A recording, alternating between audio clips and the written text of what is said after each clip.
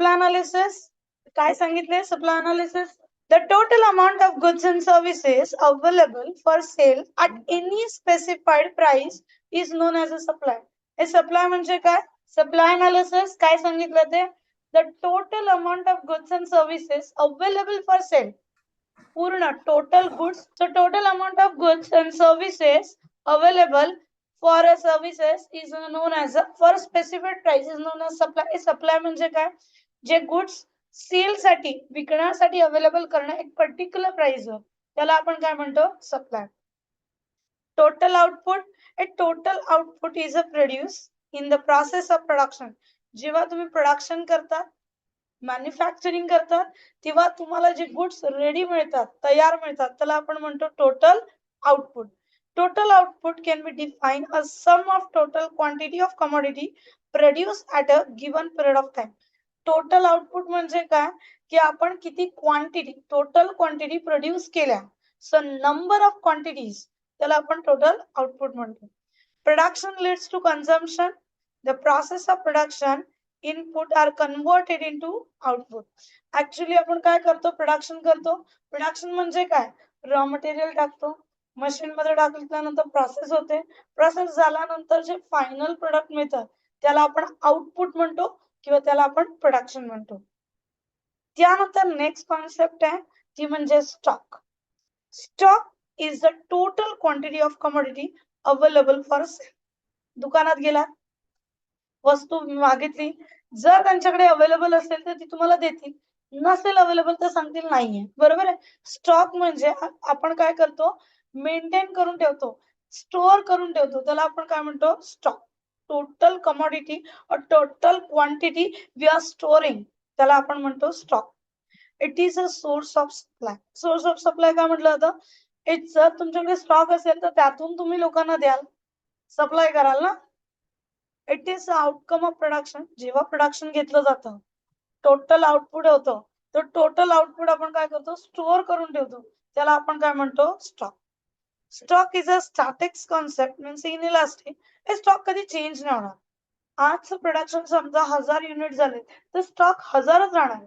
वाढणार आहे का? 1000चे 2000 होणार आहेत का? मॅजिक पॉसिबल नाही. जेवढं प्रोडक्शन होणार तेवढा स्टॉक राहणार. म्हणून स्टॉक इनइलास्टिक असतो किंवा स्टॅटिक असतो. It can be exceed supply. Supply पेक्षा स्टॉक जास्त असू शकतो. मे बी पॉसिबल ना.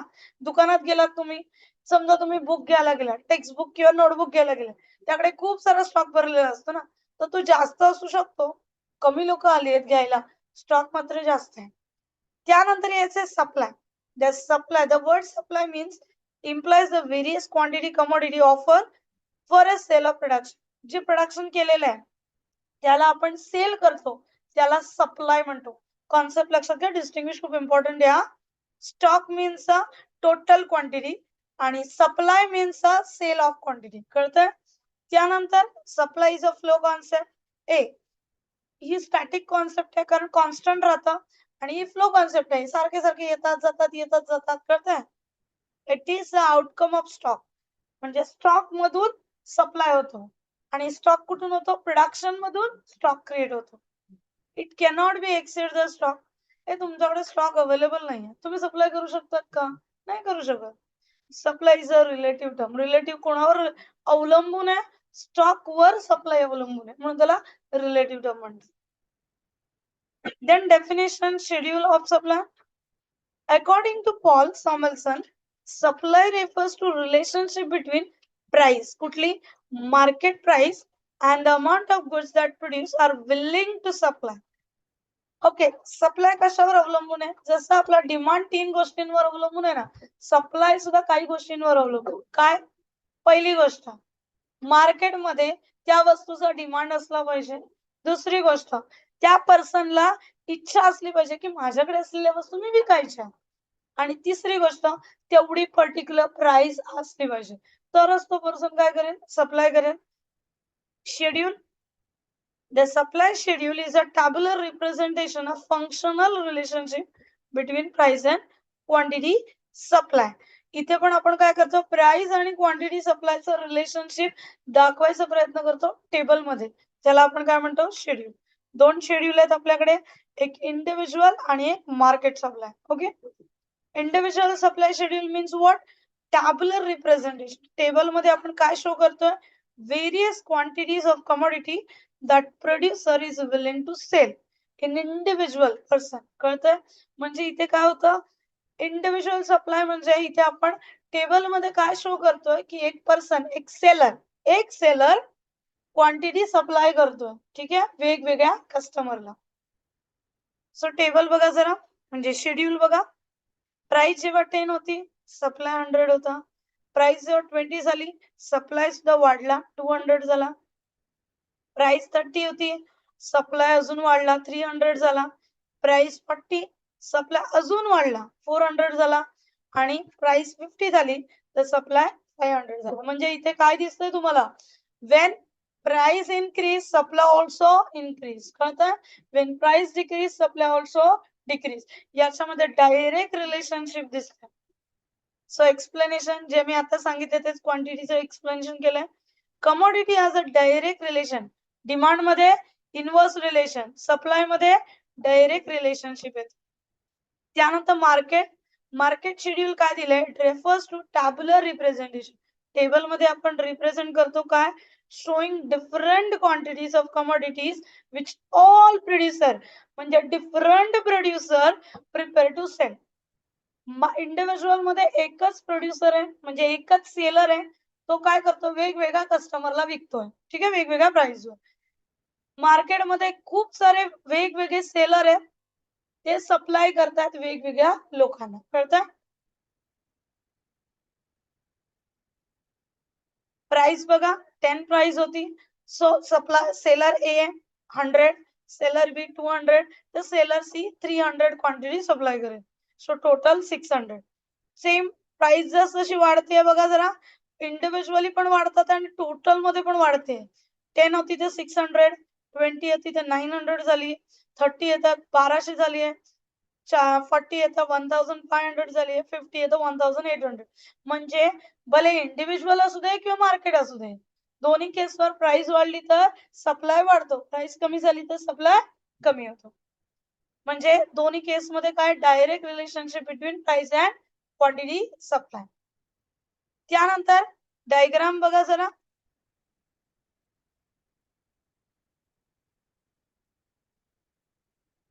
एक्स एक्सेस काढलाय, वाय एक्सेस काढलाय आणि पॉइंट प्लॉट केलेत 1 बाय 1. पहिला, जेव्हा प्राइस 10 होती, क्वांटिटी सप्लाय किती होते? 100. सो पहिला पॉइंट इथे दिसतोय. जेव्हा प्राइस 20 झाली, सो क्वांटिटी सप्लाय किती झालाय? 200. दिसतोय?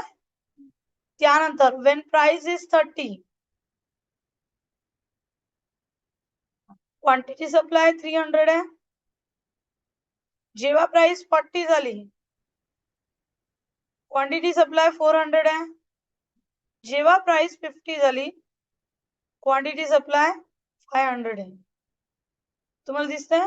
म्हणजे पॉइंटच झाले त्याला आपण एक स्ट्रेट लाईन ड्रॉ केली.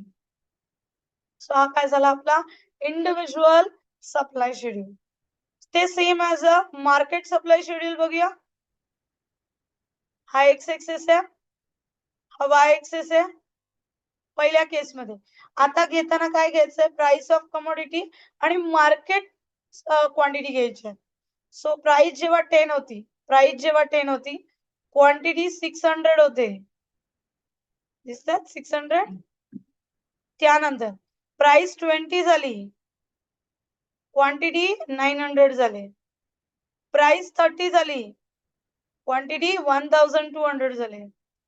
प्राइस 40 झाली,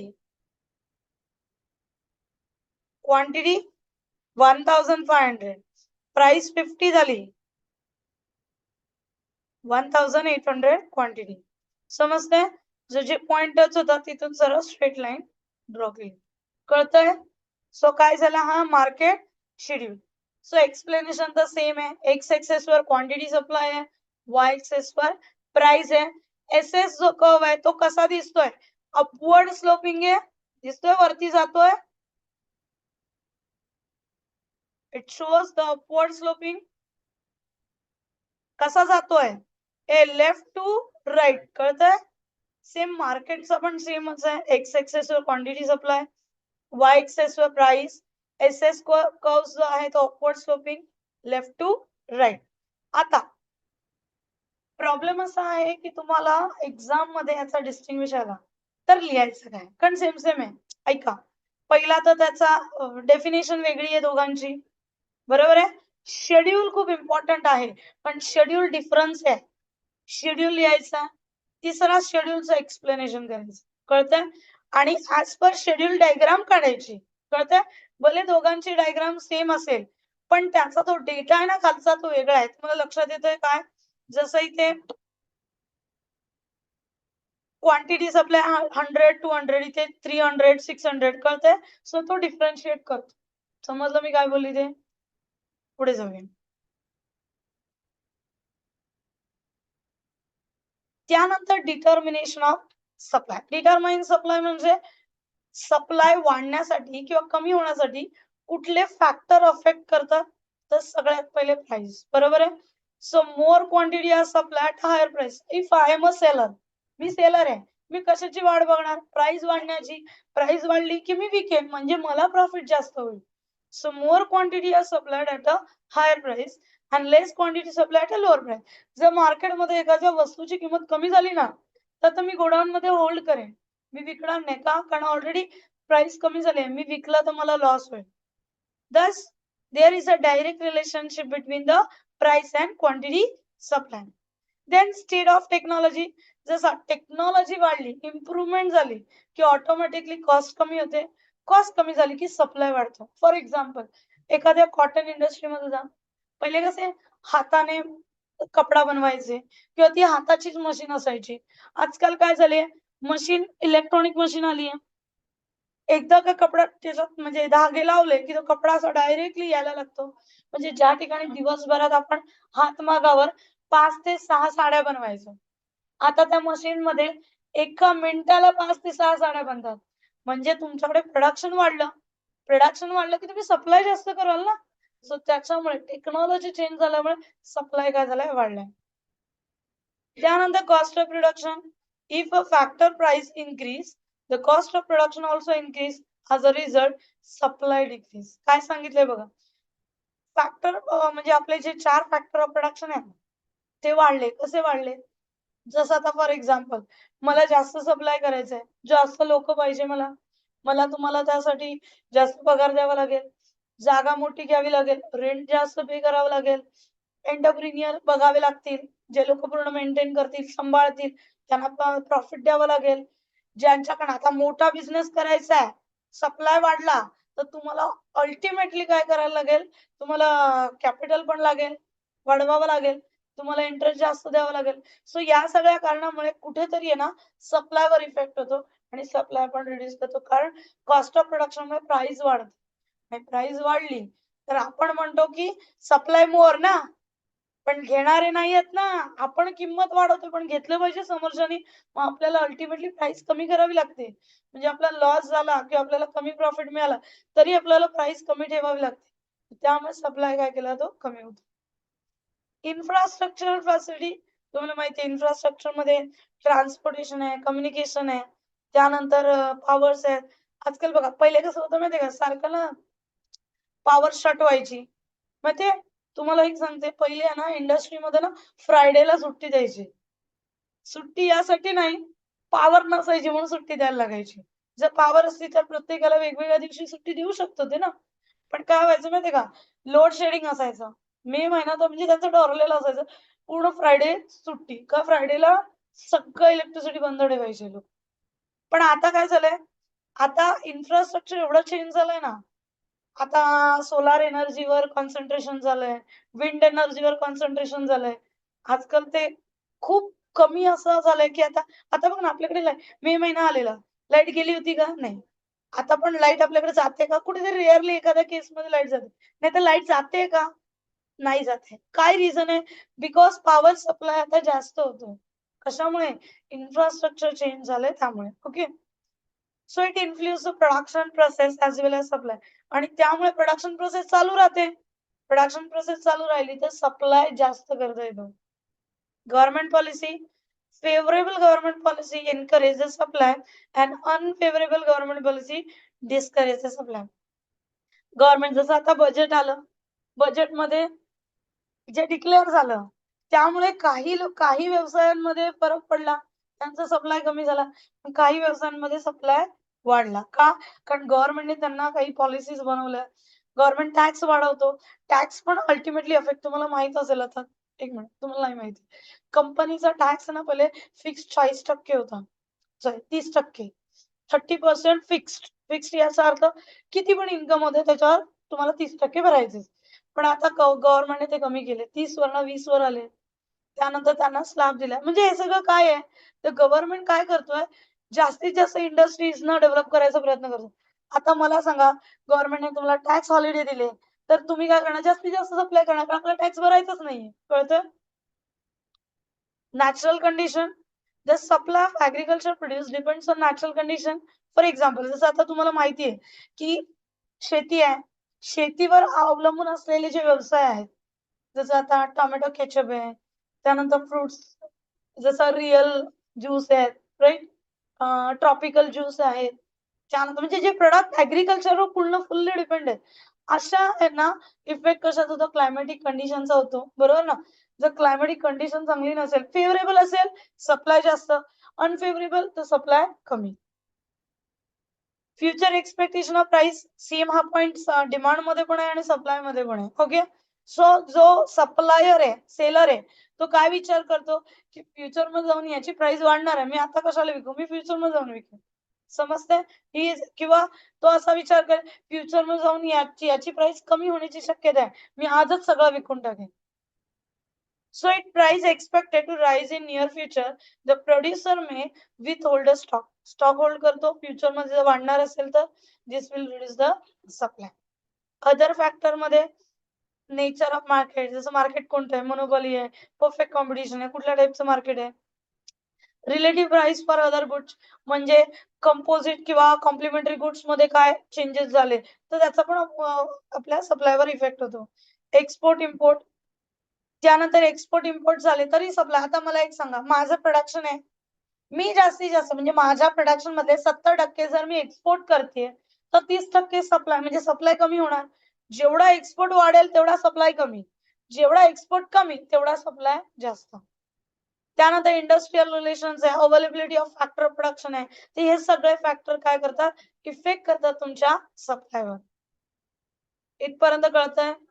लॉ ऑफ सप्लाय बघूया. One of the very important law. कळतंय? काय पहिले, सगळ्यात पहिले इंट्रोडक्शन कोणी आणलाय? So introduce by professor Alfred Marshall. यांचा बुक आहे principle of economics, publish in 1890. Statement काय सांगितली? अदर थिंग बिंग कॉन्स्टंट, बाकीच्या सगळ्या गोष्टी कॉन्स्टंट आहे. काय होतंय? Higher the price more quantity, lower the price less quantity. काय सांगितलंय? Higher the price more quantity, lower the price less quantity. कळतंय? त्यानंतर येऊया अझम्पशन. अझम्पशन आणि डिटर्मिनंट सेम असतात. पहिला अझम्पशन काय आहे? Cost of production. काय पाहिजे? सो कॉन्स्टंट पाहिजे, कारण आताच मी म्हटलं ना, लेबर वाढले, लेबरला जास्त पेमेंट करायला लागणार, तर आपला प्रॉफिट मधला कंटेंट तुम्हाला लेबरला द्यायला लागणार, सप्लाय कमी होणार. कळतंय? सो आपण इथे अज्युम करतोय की cost of production remain constant. त्यानंतर कॉन्स्टंट टेक्निक्स ऑफ प्रोडक्शन, म्हणजे न्यू टेक्नॉलॉजी अपग्रेडेशन नाही आला पाहिजे असं आपण अज्युम करतोय. पण न्यू टेक्नॉलॉजी आल्या तर त्यामुळे सप्लाय एक तर वाढतो नाही तर कमी होतो. There is no changes in weather condition. Like agriculture product साठी आपल्याला वेदर कंडिशन कॉन्स्टंट पाहिजे, कारण वेदर कंडिशन जर खराब असेल तर सप्लाय कमी होतो, वेदर कंडिशन चांगली असेल तर सप्लाय जास्त होतो. Then no government changes in policy, गव्हर्नमेंटच्या पॉलिसी चेंज झाल्या नाहीयेत, मीन्स कॉन्स्टंट आहे. जसं टॅक्सेशन पॉलिसी आहे, ट्रेड पॉलिसीज आहेत, तर या जर कॉन्स्टंट असतील, जसं तुम्हाला माहिती आहे पहिले ना वॅट होता, एक्साइज ड्युटी होती, हे होतं कस्टम ड्युटी होती, त्यानंतर सीएसटी होता, ती या सगळ्या काढून जीएसटी आला. जेव्हा जीएसटी पहिल्यांदा आला ना, लोक एक्सेप्ट करायला तयार नव्हतं, कारण त्याचं ते काही फॉर्मेशन काही लोकांना कळत नव्हतं.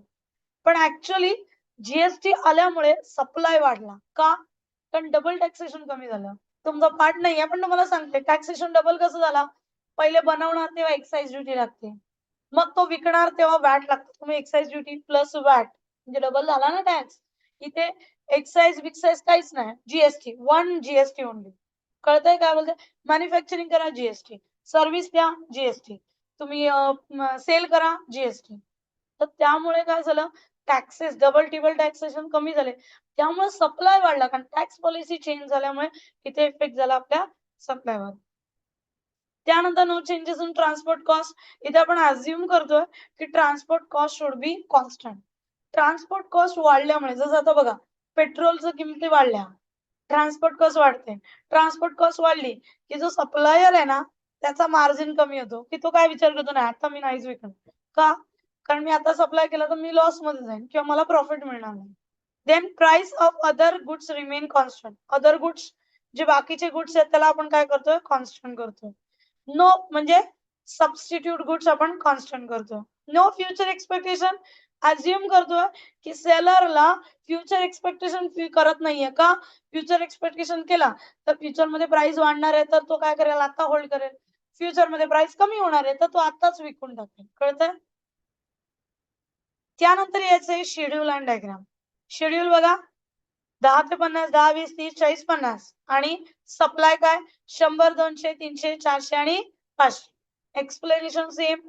when price is 10, quantity supply is 100. when price is 30, quantity supply 300. when price 50, quantity supply 500. याच्यावरून आपल्याला काय दिसतंय, it is a direct relationship between the price and quantity. Supply curve बघूया.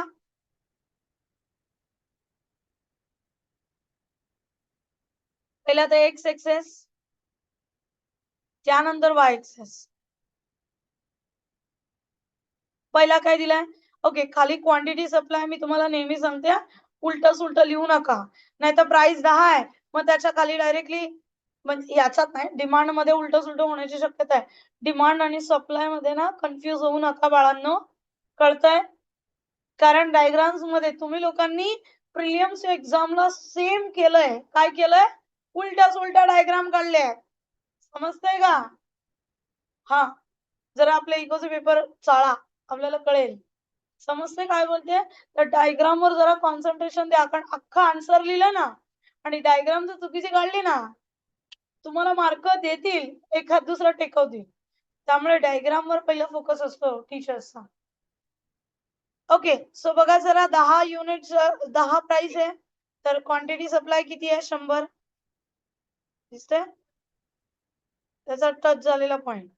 20 असेल तर 200, 30 असेल तर 300,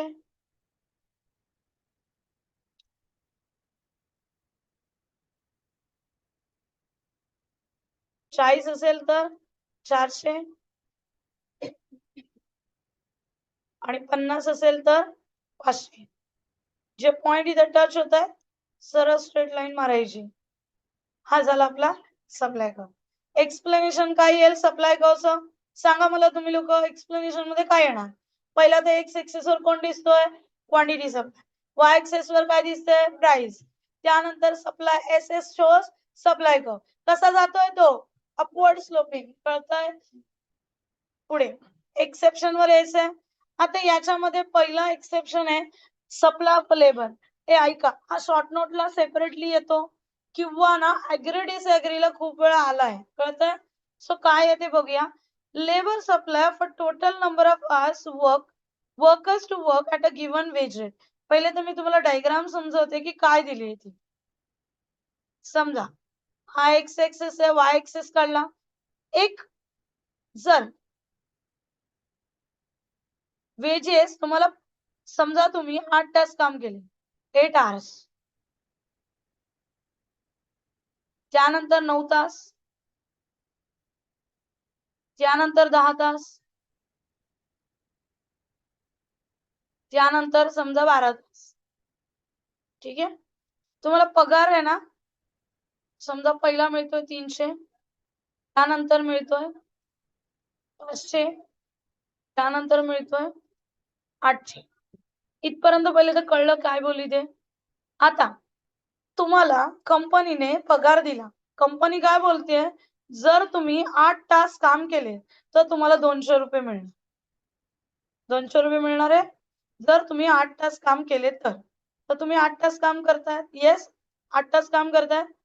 त्यानंतर कंपनी बोलते 1 तास एक्स्ट्रा काम केलं ना तर तुम्हाला 300 रुपये, 100 रुपये स्ट्रेट एक्स्ट्रा मिळणार आहे. तुम्ही कराल की नाही? कराल ना काम? तुम्ही काम करताय. जर तुम्हाला 8 तास काम करायला दिलं तर तुम्ही 200 रुपये तुम्हाला मिळतात. 9 तास काम केलं तर तुम्हाला 300 मिळाले. आता कंपनी काय म्हणते, तुम्ही 10 तास काम केले आणि तुम्हाला 500 रुपये मिळणार. तुम्ही तेही कराल. डेलीचा आता सर्टन पॉइंट नंतर तुम्हाला कंपनी सांगते तुम्ही 12 तास काम केलं तर तुम्हाला 800 रुपये मिळतील. तुम्ही काय विचार कराल? जाऊ दे, जास्त अभ्यास ठीक नाही. मला डेली काम करायचे 12 तास. Is it not possible? कारण काय माहितीये का, तुम्हाला सुट्ट्या-बिट्ट्या नसणार आहे. डेली करायचंय ना, संडे ना काय ना काय, हॉलिडे नाही. म्हणजे तुम्हाला डेली बेसिसवर जर तुम्हाला 12 तास काम करायचंय, शक्य आहे का? तर मग कॉन्ट्रॅक्ट केला ना, तर तुम्हाला कंपल्सरी काम करावं लागणार आहे. मग आता काय होईल, हा जो कर्व आहे ना, तो बॅक बेंड होईल. कळतंय काय बोलते? पहिले वरती गेला आणि नंतर तो काय झाला, बँड झाला. कळतंय? म्हणजे लोक 10 तास पण नाही, ते डायरेक्टली 9 किंवा 8 तासावर येतील. कळतंय? म्हणजे याचा अर्थ काय, याचा सप्लाय एक टू द एक्सटेंड पर्यंत, आपला लॉ ऑफ सप्लाय काय म्हणतो, प्राइस वाढली तर सप्लाय वाढवा. पण लेबरच्या केसमध्ये प्राइस वाढली म्हणजे वेजेस वाढले तर सर्टन आवर्स पर्यंत तुम्ही वाढवाल, त्यानंतर तो काय पुन्हा खाली येईल. कळतंय? म्हणजे तुम्ही 1 महिनाभर 12 तास काम कराल, पुढच्या महिन्यात परत 9 वर याल. म्हणजे काय होतो, तो बेंड होतोय. कळतंय? समजते? डायग्राम कळली?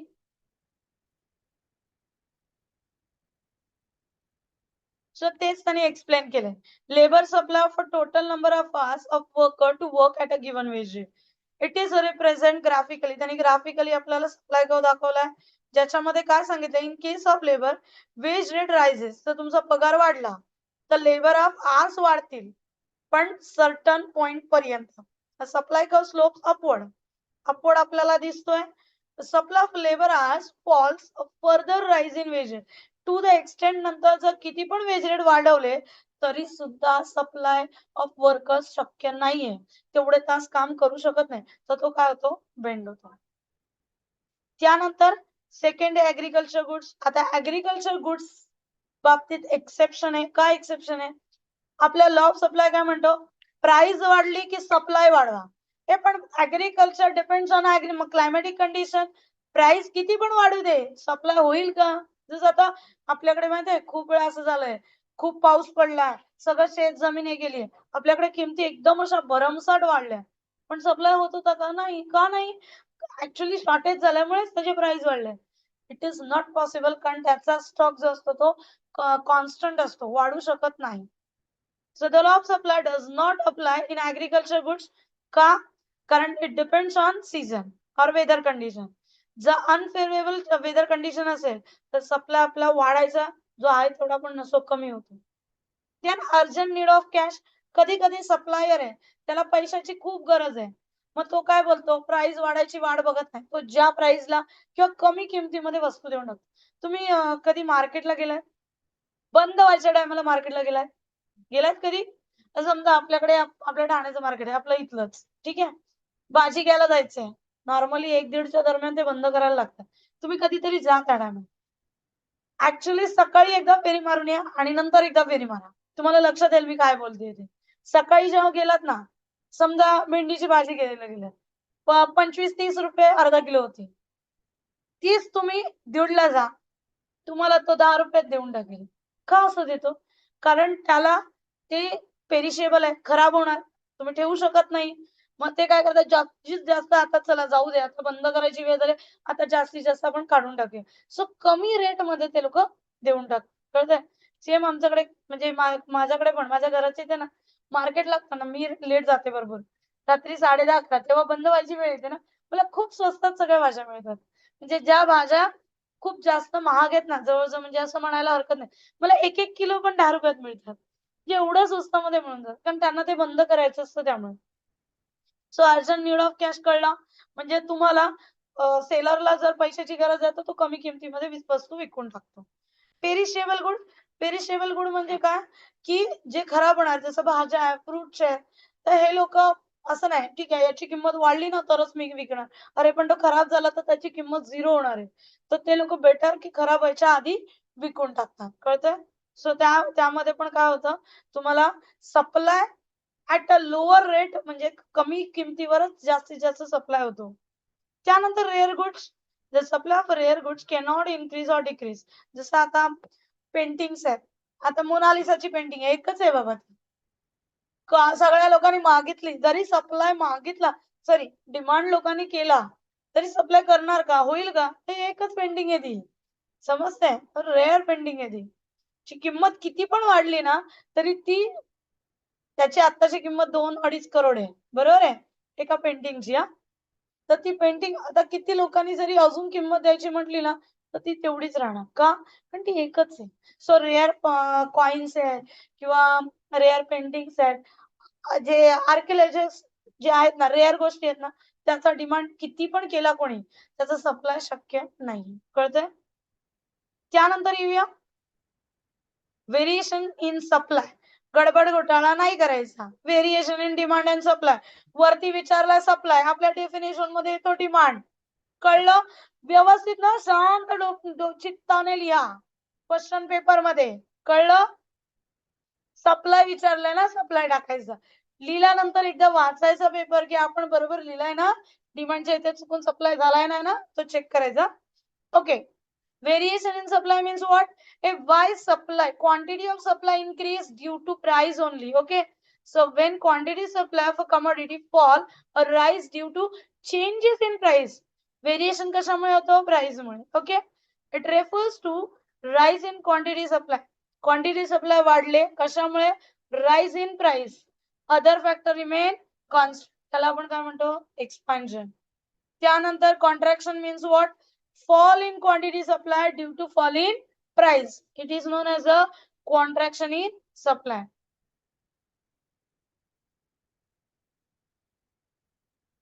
ग्राफ बघा त्याचा,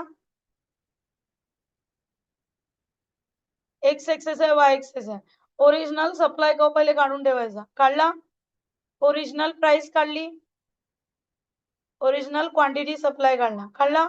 त्यानंतर प्लॉटिंग मध्ये तुम्हाला दाखवायचं आहे, समजा प्राइस वाढली सो क्वांटिटी काय सांगितलंय, expansion of supply, Y axis काढला, एक्स एक्सेस काढला. ठीक आहे. आणि पहिला सप्लाय कर्व काढला, original price, original quantity supply. काय झालंय आपल्याला, काय सांगितलं डेफिनेशन मध्ये, काय expansion in supply due to expansion in price, म्हणजे प्राइस पी वरून P1 वर गेली तर क्वांटिटी सप्लाय आपला काय करतोय, वाढतोय. दिसतोय? सो एक्सपान्शन ऑफ सप्लाय कळला. काय झालं, प्राइस ओरिजिनल प्राइस होती, प्राइस वाढली, सप्लाय सुद्धा काय झाला, इन्क्रीज झालाय. दिसतोय? प्राइस आपली वाढली, सप्लाय सुद्धा इन्क्रीज झाला. त्यानंतर कॉन्ट्रॅक्शन,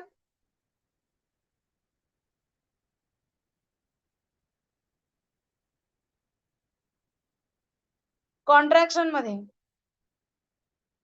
ओरिजिनल एक्स आणि वाय, ओरिजिनल सप्लाय कर्व काढला, original price, original quantity supply. काय झालं, कॉन्ट्रॅक्शन इन सप्लायची डेफिनेशन काय, फॉल इन प्राइस, प्राइस आपली कमी झाल्यामुळे. सो प्राइस काय झाली, P वरून P1 वर आली, सो क्वांटिटी सप्लाय सुद्धा काय झाले, कमी झाले. दिसतात?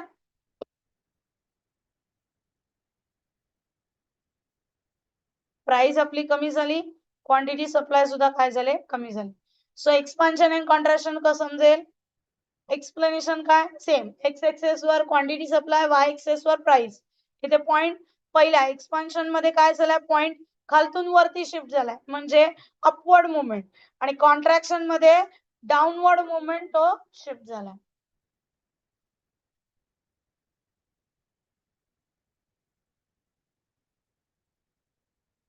त्यानंतर changes in supply, variation in supply कशामुळे होतो, due to price. Changes in supply कशामुळे होतो, अदर फॅक्टरमुळे. when quantity supply of a commodity fall or rise due to changes in other factor, price remain constant. increase मध्ये काय दिलंय बघा, favourable changes in other factor, price remain constant. म्हणजे तुमचा supply कशामुळे वाढतोय, फेवरेबल चेंजेसमुळे. डायग्राम बघा,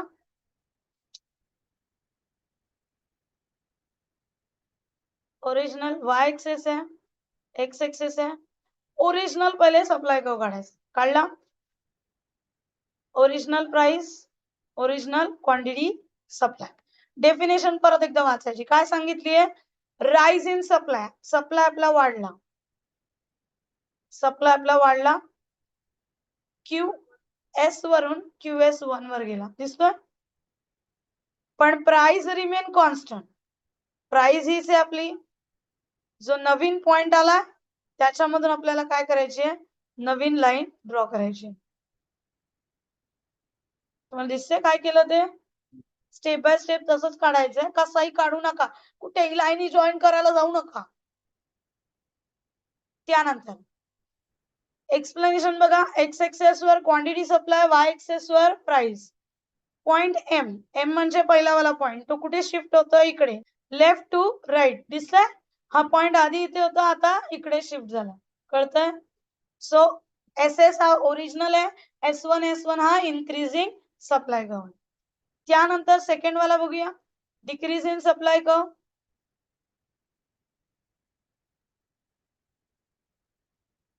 Y axis, X axis, original supply.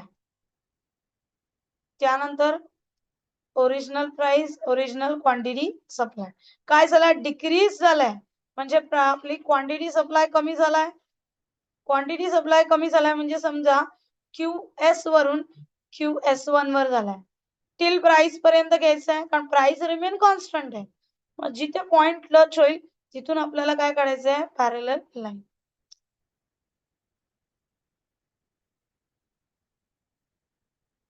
समजते, कळतंय काय केलंय. अरे डायग्राम बघा, मला काय बघतात ते.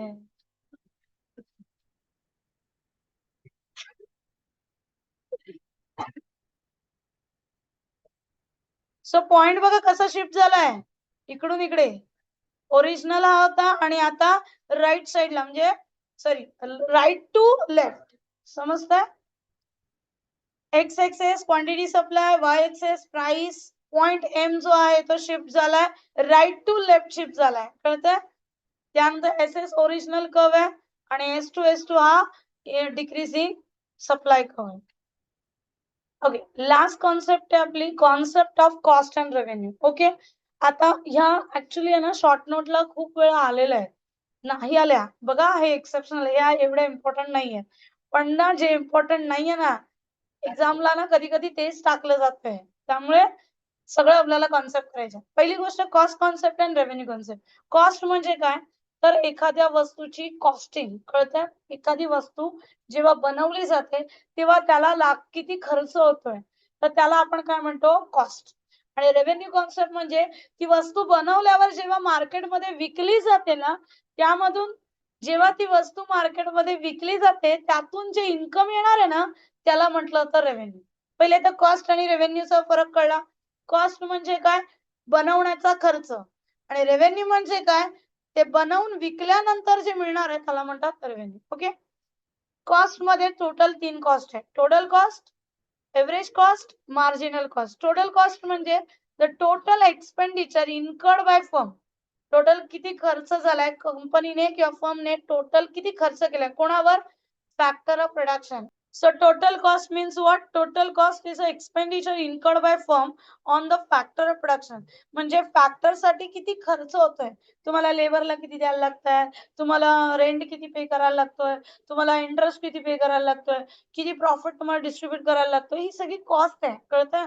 सो त्याला आपण म्हणतो टोटल कॉस्ट. टोटल कॉस्ट काय फॉर्म्युला, ऍक्च्युली टोटल कॉस्ट कशी येते, sum of total fix cost and total variable cost. म्हणजे फिक्स्ड आणि व्हेरिएबल कॉस्ट ची टोटल काय येते, टोटल कॉस्ट. कळतंय काय बोलते ते. आता फिक्स म्हणजे काय, फिक्स असते, जसं रेंट आहे, किती पण वाढू दे प्रोडक्शन ते फिक्स राहणार आहे. लाईट बिल फिक्स राहणार आहे, कळतंय, कारण त्या एरियाचं येतं त्यामुळे. पण जर रॉ मटेरियल आहे ती व्हेरिएबल कॉस्ट आहे. लेबर आहे, व्हेरिएबल कॉस्ट आहे. का? कारण जसं प्रोडक्शन वाढेल, लेबर वाढवावी लागतील, त्यांना जास्त पेमेंट करायला लागेल. प्रोडक्शन कमी झालं तर लेबर कमी होतील, मग आपली ती कॉस्ट कमी होईल, म्हणून त्याला व्हेरिएबल म्हटलं होतं. सो फॉर्म्युला बघा, TC इक्वल टू TFC म्हणजे total fix cost plus total variable cost. तेच खाली एक्सप्लेन केलंय. TC means total cost, TFC means total fix cost आणि TVC म्हणजे टोटल व्हेरिएबल कॉस्ट. आता टोटल फिक्स कॉस्ट म्हणजे काय? Those expenses production which are incurred on fix factor. Fix factor म्हणजे land आहे, मशिनरीवर जो खर्च होतो, जसं रिपेअर आहे किंवा ऑइलिंग वगैरे, ते फिक्स आहे, ते करावंच लागतं. आणि variable means those expenses on production which are incurred on variable factor. Variable म्हणजे चेंज होत राहतात. सो लेबर आहे, रॉ मटेरियल आहे, पॉवर आहे, फ्युएल आहे, हे सगळे चेंज होतात, म्हणून त्याला टोटल व्हेरिएबल कॉस्ट म्हटलं जातं. पहिले तर टोटल कॉस्ट कळला. टोटल कॉस्ट म्हणजे काय? टोटल खर्च. टोटल खर्चामध्ये दोन येतात, कुठले? फिक्स कॉस्ट आणि व्हेरिएबल कॉस्ट. फिक्स कॉस्ट म्हणजे अशावर खर्च केला जातो ज्याची कॉस्टिंग फिक्स असते, जसं रेंट वगैरे. आणि व्हेरिएबल म्हणजे ज्या चेंज होतात, अशावर आपण खर्च करतो, म्हणून त्याला व्हेरिएबल कॉस्ट म्हणतात. त्यानंतर average cost. It refers to cost of a production per unit. एव्हरेजचा अर्थ होतो एका युनिटसाठी किती खर्च होणार आहे. So it is calculate by dividing total cost by quantity. तर बघा, एसी कसा आहे तो? TC म्हणजे total cost divide by total quantity. AC म्हणजे एव्हरेज कॉस्ट, TC म्हणजे टोटल कॉस्ट आणि TQ म्हणजे टोटल क्वांटिटी. एक एक्झाम्पल दिले बघा. टोटल कॉस्ट आपल्याला दिली आहे 40 युनिटची 800, म्हणजे 40 युनिट साठी खर्च होतो 800. मग एका युनिट साठी किती? सो 800 डिवाइड बाय 40 म्हणजे 20. एव्हरेज कॉस्ट किती येईल? 20. Marginal cost. Marginal cost means what? One additional unit whenever we are producing. तर एक ऍडिशनल युनिट बनवायला आपल्याला किती खर्च? आता मला एक सांगते, टोटल कॉस्ट मध्ये काय येतं? फिक्स कॉस्ट आणि व्हेरिएबल कॉस्ट, बरोबर आहे. समजा इथे आता तुम्ही लोक टोटल 15 लोक आहे, ठीक आहे. मला फिक्स कॉस्ट काय लागत असेल? रेंट भरायला लागत असेल, लाईट बिल भरायला लागत, बरोबर. हा फिक्स आहे. आता इथे 15च्या एक्स्ट्रा लोक आले. एक्स्ट्रा म्हणजे समजा 22-23 झाले, माझं रेंट वाढणार आहे. मला इलेक्ट्रिसिटी एक्स्ट्रा द्यावी लागणार आहे, पण ती तेवढीच खर्च होणार आहे. मला काय वाढेल? काय द्यायला एक्स्ट्रा लागेल? बुक्स, बरोबर आहे, नोट्स. हा खर्च माझा वाढेल, कारण पहिले 15 होते, आता 20-22 झाले. तुम्हाला कळतंय मी काय बोलते? सो मार्जिनल कॉस्ट म्हणजे काय माहितीये का? जे माझ्याकडे ऑलरेडी 15 होते ना, त्यांचं कॉस्टिंग केलंय. आता जे एक्स्ट्रा आलेत ना, त्यांच्यासाठी फिक्स कॉस्ट नाही येणार. का? त्यांना फक्त व्हेरिएबल कॉस्ट येणार. कळतंय काय बोलते? So marginal cost is a net additional made a total cost for producing one more unit. एक एक्स्ट्रा युनिट बनवण्यासाठी आपल्याला किती कॉस्ट येईल? सो मार्जिनल कॉस्टचा formula total cost n minus total cost n minus 1. Same आपण DME मध्ये बघितलाय. कळतंय? So n means the number of units. MCN म्हणजे marginal cost of nth unit. TN म्हणजे total unit. त्यानंतर TN minus 1 total cost of previous unit. So बघा, जरा एक एक्झाम्पल दिले आपल्याला. जर 4 युनिट आपण प्रोड्यूस केले, त्यासाठी आपल्याला 200 रुपये कॉस्ट लागले, बरोबर आहे. आणि 5 युनिट प्रोड्यूस केले तर 250. 4 युनिट साठी 200. सो 200 डिवाइड बाय 4 केले तर 50 रुपये होतात. क्लिअर? आता तुम्ही 5 युनिट प्रोड्यूस केले तर किती होतात? 250. म्हणजे एक ऍडिशनल प्रोड्यूस करण्यासाठी आपल्याला किती लागतात? 50 रुपये लागतात. कळतंय? त्यानंतर revenue concept. The total revenue refers to receipt obtain from firm for sale of certain quantity. जेव्हा तुम्ही एखादी वस्तू विकतात एक पर्टिक्युलर प्राइस, तर ती जे पैसे येतात त्याला आपण म्हणतो रेव्हेन्यू. रेव्हेन्यू मध्ये पण टोटल रेव्हेन्यू आहे. Total revenue means total sale आपण किती केलाय त्याला आपण काय म्हणतो? Total revenue. टोटल रेव्हेन्यू कसा येतो? तर प्राइस इंटू क्वांटिटी. समजतंय? जेवढे तुम्ही क्वांटिटी सप्लाय केले किंवा सेल केले. फॉर एक्झाम्पल, एक फर्म आहे, 15 युनिट सेल करते, त्याची एकाची प्राइस 200. तर प्राइस 200 इंटू 15 म्हणजे किती रुपये आले? 3000. तो काय झाला? Total revenue. एव्हरेज रेव्हेन्यू म्हणजे एक युनिट सोल्ड करायला तुम्हाला किती पैसे आले. It is a revenue per unit of output sold. It obtain by dividing total revenue by number of units sold. Sir बघा काय सांगितलंय, total revenue divided by total quantity, जेवढ्या क्वांटिटी तुम्ही सप्लाय केल्या तेवढा तुम्हाला एका युनिटसाठी किती पैसे येतात ते म्हणजे काय होतं, एव्हरेज रेव्हेन्यू. सो एक एक्झाम्पल बघा, टोटल रेव्हेन्यू 15 युनिट साठी 3000 दिले, मग एकासाठी किती, 200. कळतंय? Marginal revenue, it means a net additional made on total revenue by selling extra unit. एक एक्स्ट्रा युनिट जर तुम्ही सेल केला तर त्यामधून तुम्हाला किती रेव्हेन्यू मिळणार आहे. एक्झाम्पल बघा जरा, टोटल रेव्हेन्यू 20 जेव्हा आपण टेबल विकले तर किती होते, 4000 रुपये आपला टोटल रेव्हेन्यू आला. 21 विकले तर 4200 आले, म्हणजे आपल्याला 4200 मधून 4000 गेले. एक युनिट एक्स्ट्रा आपण सेल केला तर किती रुपये आले आपल्याला, 200. कळतंय? Yes, understand? So chapter number 4 is over.